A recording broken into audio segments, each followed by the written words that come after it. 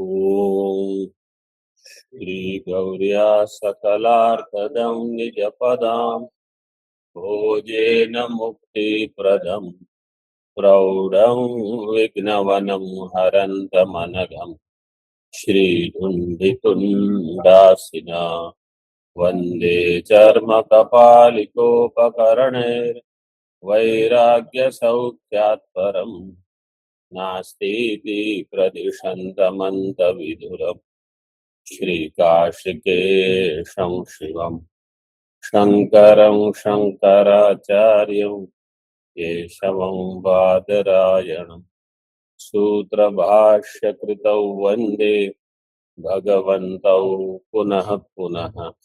ईश्वरो गुरुरात्मेति मूर्तिभेदविभागिने व्योमवद्व्याप्तदेहाय दक्षिणामूर्तये नमः।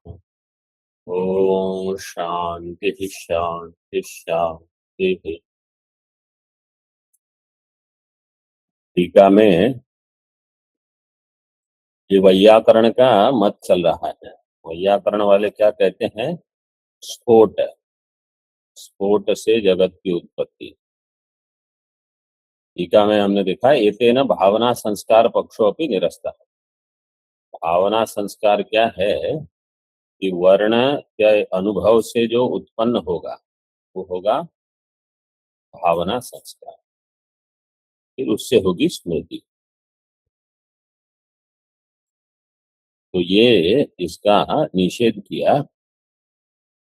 मतलब स्मरण जो है वो पदार्थ का स्मरण पद ज्ञान से होगा, अंतिम वर्ण के श्रवण से नहीं होगा। आगे तस्य वर्ण स्मृति मात्र हेतुत्वेन अर्थदि हेतुत्व अयोगात्। ये भावना संस्कार जो है वो वर्ण की स्मृति में हेतु है, वर्ण स्मृति मात्र हेतुत्व है। और इसलिए जो वर्ण की स्मृति कराता है लेकिन अर्थ की प्रतीति में हेतु नहीं, अर्थदि हेतुत्व उसमें नहीं होगा। इसमें नहीं होगा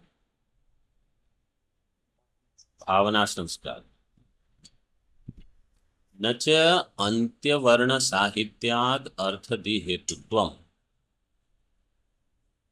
अंत्यवर्ण सहित, पूर्व पक्ष कहेगा ऐसे नहीं, अंत्यवर्ण सहित भावना संस्कार वो तो अर्थदि का हेतु हो जाएगा। मतलब जैसे र आ म अ विसर्ग, अंत्यवर्ण जैसे ही सुना, अंत्यवर्ण सहित केवल एक एक वर्ण तो पदार्थ का स्मरण कराने में समर्थ है। अंत्यवर्ण सहित पूर्व के भावना संस्कार वो अर्थदि हेतुत्व के जाएगा। तो केवल संस्कारस्य तु वर्ण स्मृति हेतुत्वम् इति न च वाच्य। केवल संस्कार वर्ण स्मृति का है, लेकिन अंत्य वर्ण सहित संस्कार अर्थदि, अर्थदि का हेतु। देखिए टीका में पंक्ति देख लेंगे। केवल संस्कारस्य तु वर्ण स्मृति हेतुत्व, लेकिन अंत्य वर्ण साहित्याद अर्थदि हेतुत्वम् इति न च वाच्य। अर्थदि पूर्वकाले भावनायाः ज्ञानाभावेन अर्थदि हेतुत्वा योगात्। अर्थदि पूर्वकाले, अर्थ ज्ञान के पूर्व काल में भावना का ज्ञान नहीं होता। भावनायाः ज्ञान अभावे, भावना मतलब संस्कार। जब किसी पदार्थ का ज्ञान नहीं हुआ है, समझो घट, घट का ज्ञान अगर पहले नहीं हुआ है तो जिसका ज्ञान पहले नहीं हुआ है उसके संस्कार नहीं होंगे, क्योंकि अनुभव होने पर ही संस्कार है। तो अर्थ, अर्थधि पूर्व काले, अर्थ ज्ञान के पूर्व काल में भावनायाः ज्ञान अभावेन अर्थधि हेतुत्व अयोगा। वहां भावना उपलब्ध नहीं है, भावनायाः ज्ञान अभाव, भावना का ज्ञान नहीं है, इसलिए अर्थ का ज्ञान अर्थ के ज्ञान में वो हेतु नहीं होगी भावना संस्कार। न च वर्ण स्मरणेन अनुमिता सा अंत्यवर्ण सहिता अर्थ धी हेतु इति वाच्य।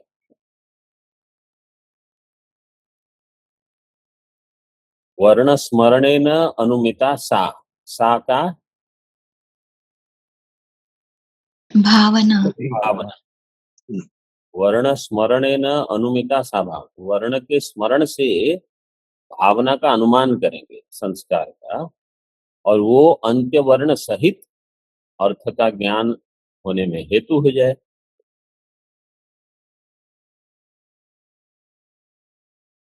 क्योंकि वर्ण का स्मरण होगा ये तो हम स्वीकार कर लेते हैं, लेकिन अर्थबोध जब तक न हो तो किसी ने पहले विसर्ग तो सुना होगा, लेकिन विसर्ग किसके साथ जोड़ के वो विसर्ग घट को बता रहा है कि राम को बता रहा है, वो आपको कहाँ पता है। तत्कार्यस्य क्रमिकस्य वर्ण स्मरणस्यापि अंत्यवर्ण अनुभव अनंतर भावित्वेन तेन अनुमित भावनानाम अंत्यवर्ण साहित्याभावात् इति भाव। तत्कार्यस्य क्रमिकस्य वर्ण स्मरणस्यापि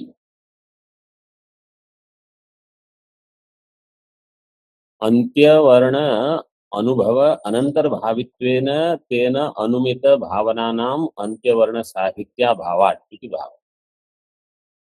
ये जो भावना से अर्थबोध होगा वो कार्य क्रमिक है, क्रम से होगा। मतलब पहले रा तो र, फिर आ, फिर म, फिर अ, फिर विसर्ग, क्रम पूर्वक वर्ण। तो जब हम पहला वर्ण सुनेंगे उसका स्मरण होगा, अच्छा हाँ ये पहले सुना हुआ। समझो ऐसा कुछ सुना जो पहले सुना ही नहीं, तो वहां अर्थबोध नहीं होगा। अर्थबोध नहीं होगा तो वो जो शब्द है आगे आप नहीं बढ़ पाओगे। तो तत्कार्यस्य क्रमिकस्य वर्ण स्मरण से क्रम पूर्वक वर्ण का स्मरण होगा। स्मरणस्यापि अंत्य वर्ण अनुभव, जब अंत्य वर्ण तक पहुंचेगा विसर्ग तक, फिर उसके पश्चात अनंतर भावित्वेन, उसके पश्चात तेन अनुमित भावना न अंत्यवर्ण साहित्य अभावात। अनुमित जो भावना है उसमें अंत्यवर्ण साहित्य नहीं रहेगा। तेन अनुमित भावना नाम अंत्यवर्ण साहित्य अभावात। जो वर्ण के स्मरण से अनुमित भावना होगी, इन भावनाओं में अंत्यवर्ण का साहित्य मतलब अंत्यवर्ण सहित वो नहीं होगा। क्यों, बताते हैं। तो जो पूर्व में कहा उसका ये वर्णन है वास्तव। वर्ण स्मरणे न अनुमिता सा अंत्यवर्ण सहिता अर्थधी इति न च वाच्य। क्योंकि उसमें अंत्यवर्ण साहित्य वो अनुमित भावना में भी वो नहीं रहेगा। वर्णानाम अर्थबोधकत्व असंभवे फलमाह। वर्ण जो है वो अर्थ का बोधक है, अर्थबोधक है, ये संभव नहीं है, उसका फल बता। मतलब वर्ण अर्थ का ज्ञान नहीं कराएंगे। अर्थ का ज्ञान कौन कराएगा, तो वैयाकरण कह रहा है स्फोट से ज्ञान होगा, इसलिए आपको स्फोट मानना पड़ेगा। फिर सिद्धांति जब आएगा तो बताएंगे कि शब्द से ज्ञान होता है।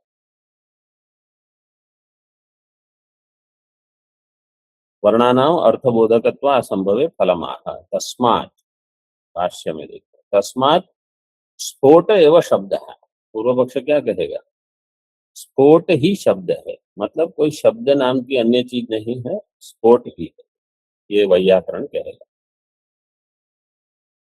और वो कैसे होगा, तो स्फोटे अपि किम मानम, स्फोट में क्या मान है, प्रमाण क्या है, इति आशंक्य एकम पदम इति प्रत्यक्ष प्रमाण।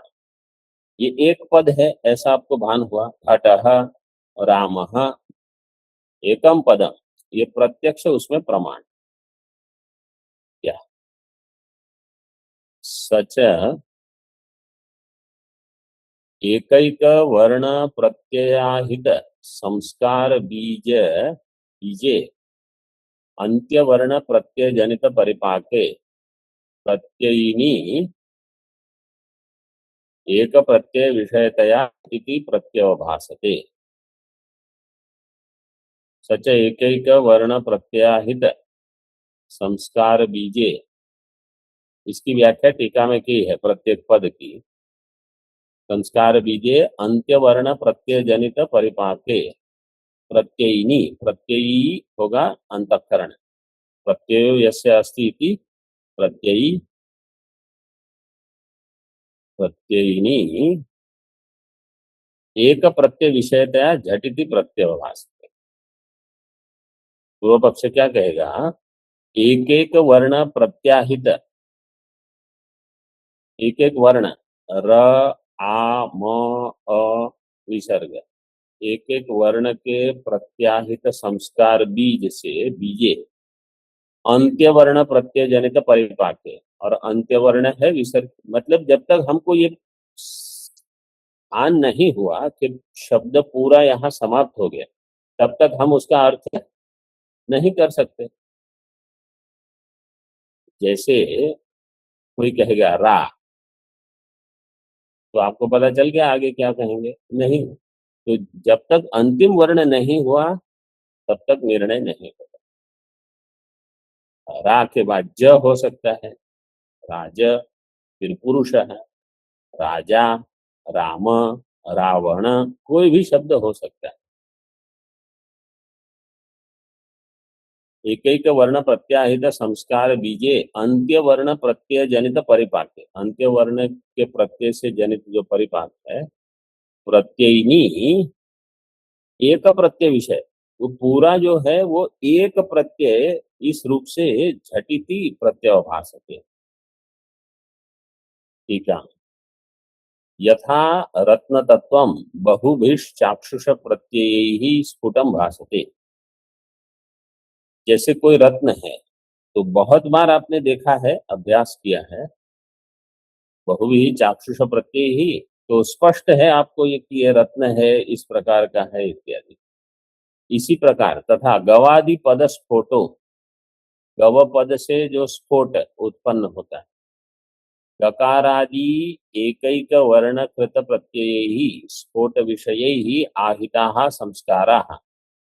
गवादि पद स्फोट, ये क्या है, ग अ व अ, तो गकार आदि एक एक वर्ण कृत प्रत्यय ही स्फोट विषय ही आहिता संस्कार, ये हो गए बीज। यस्मिन चित्ते, जिस चित्त में ये बीज है, तस्मिन अंत्य वर्ण कृत प्रत्यय न जनित परिपाको, अंत्य वर्ण का श्रवण होने पर जो प्रत्यय बनेगा उसका परिपाक, ये होगा अंत्य संस्कार। यस्मिन तस्मिन प्रत्ययिनी चित्ते, उस चित्त में जो प्रत्ययी है जिसमें समस्त वर्ण का संस्कार है, एकम गौहु इति पदम इति प्रत्यय प्रत्यक्ष, एकम गौहु, ये पद जो है ये इसका प्रत्यय प्रत्यक्ष होता है। तद विषयतया स्पष्टम अवभासते इत्यर्थ, उसका उसके विषय रूप से ये स्फोट, स्पष्टम अवभासते कहा, स्फोट, स्फोट स्पष्टम अवभासते। पूर्व पक्ष ने जो कहा कि स्फोट है, सिद्धांत ने पूछा उसमें प्रमाण क्या है, बोले प्रत्यक्ष प्रमाण है, स्पष्ट ही आपको भान होगा।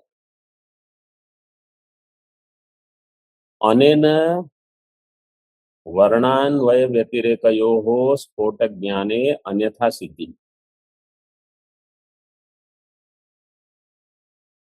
इसके द्वारा वर्ण के अन्वय व्यतिरेक, वर्ण अन्वय व्यतिरेकयोः स्फोट ज्ञाने, स्फोट ज्ञान में वर्ण का अन्वय व्यतिरेक मतलब वर्ण से ज्ञान होगा ये नहीं मानेंगे। तो स्फोट ज्ञान में अन्यथा सिद्धि, शाब्द बोध में अन्यथा सिद्धि नहीं, इसलिए वो शाब्द बोध करा देगा।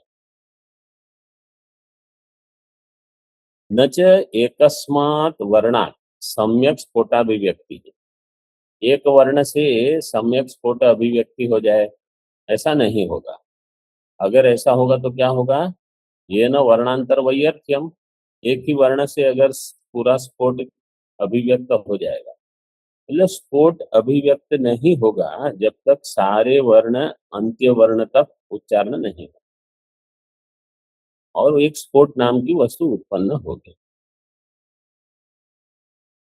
तो कब होगी? जब सारे वर्ण का उच्चारण हो गया, नहीं तो वर्णांतर में वैयर्थ्य हो जाएगा।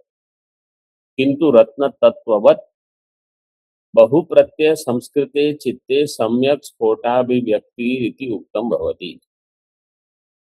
तो जब रत्न तत्व बहुप्रत्यय संस्कृते चित्ते, बहुत बार उसका प्रत्यय हुआ है, और कैसे चित्त में?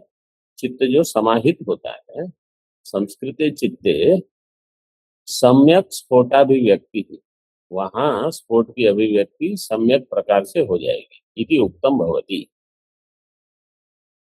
एकदेशी प्रश्न करेगा, ननु एकम पदम एकम वाक्यम इति प्रत्ययः पद वाक्य स्फोटयोर न प्रमाणम।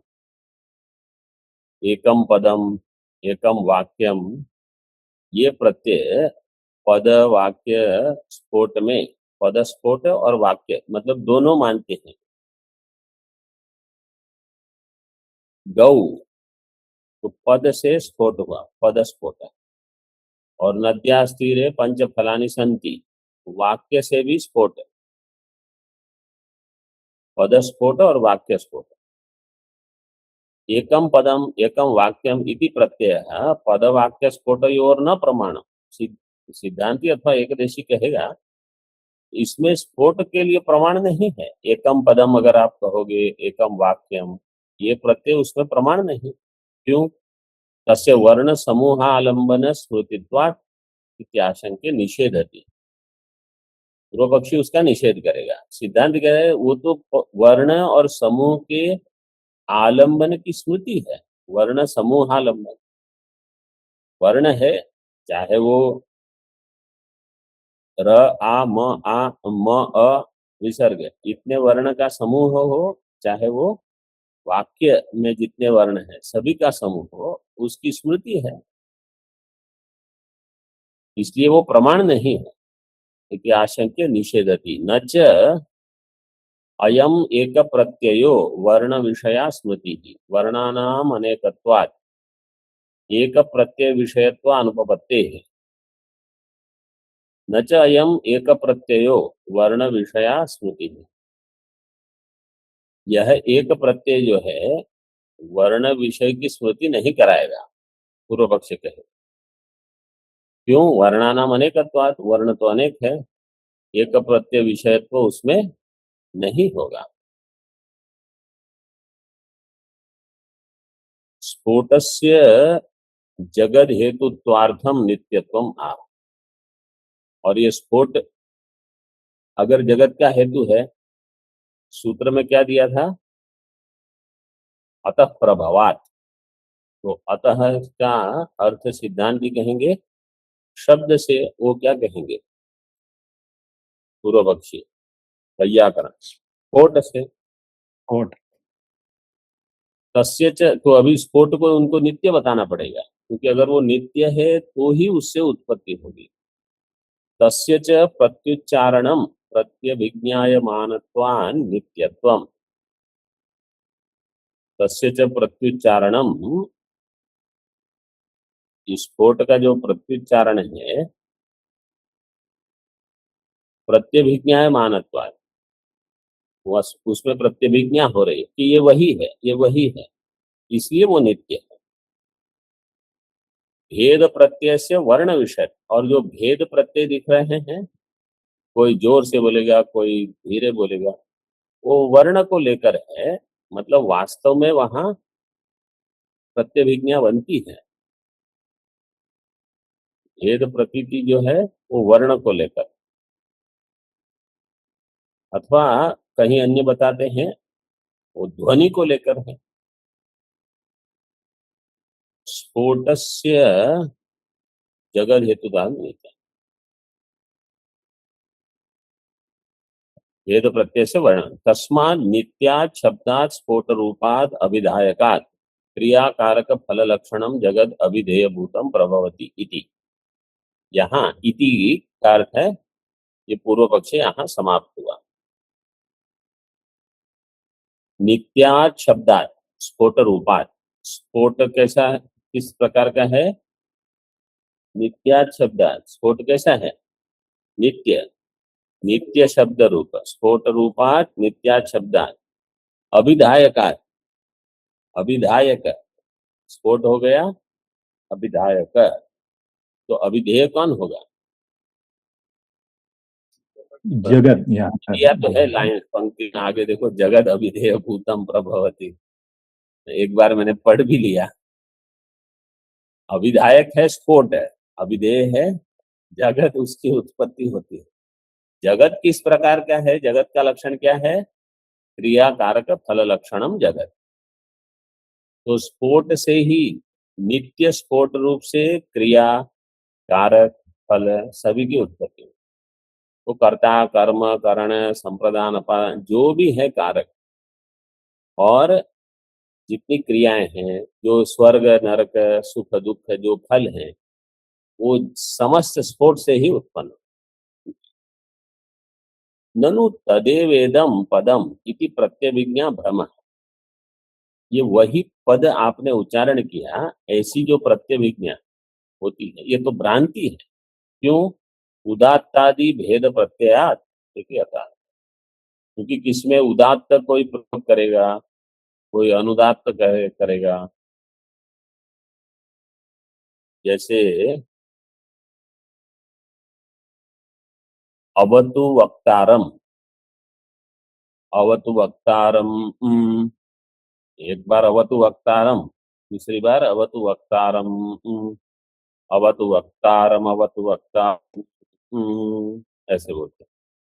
तो ये पहली बार जो अवतु वक्तारम कहा, दूसरी बार अवतु वक्तारम कहा, इसमें भेद हो गया, उदात आदि भेद प्रत्यय है। यतः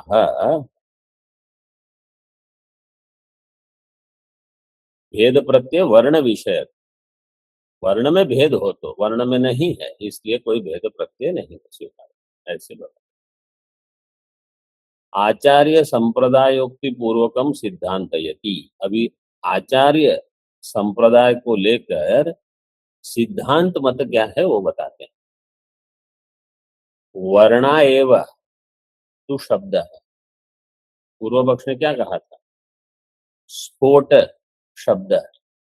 सिद्धांति क्या कहते हैं? वर्ण ही शब्द है, वर्णा एव तु शब्द इति भगवान उपवर्षः, आचार्य भगवान उपवर्ष थे, भगवान भाष्यकार उनका उदाहरण देते हैं। वर्ण ही शब्द है, वर्णातिरिक्त स्फोटात्मक शब्दस्य अनुभव अनारोहात इत्यर्थ है। वर्ण से अतिरिक्त कोई स्फोट नाम का पदार्थ अनुभव में नहीं आता, अनुभव अनारोहात, उसका अनुभव में आरोहण नहीं होता इत्यर्थ है। सादृश्य दोषात इयं भ्रांति रीति शंकते,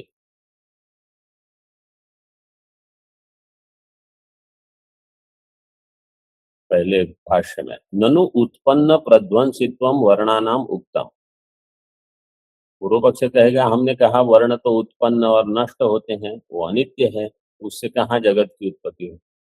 न, आगे क्या दिया है पाठ? त एव है ना, हाँ? त एवेति प्रत्यय विज्ञानात्, त एव का अर्थ है सह एव, वो ये वही है, ऐसी प्रत्यय विज्ञान होती है,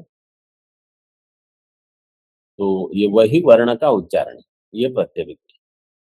पूर्व पक्ष कहेगा वर्ण सादृश्य दोषात इयं भ्रांति ही, सादृश्य तो दोष है, मतलब वास्तविक वो नहीं है, उसमें कुछ सादृश्य है।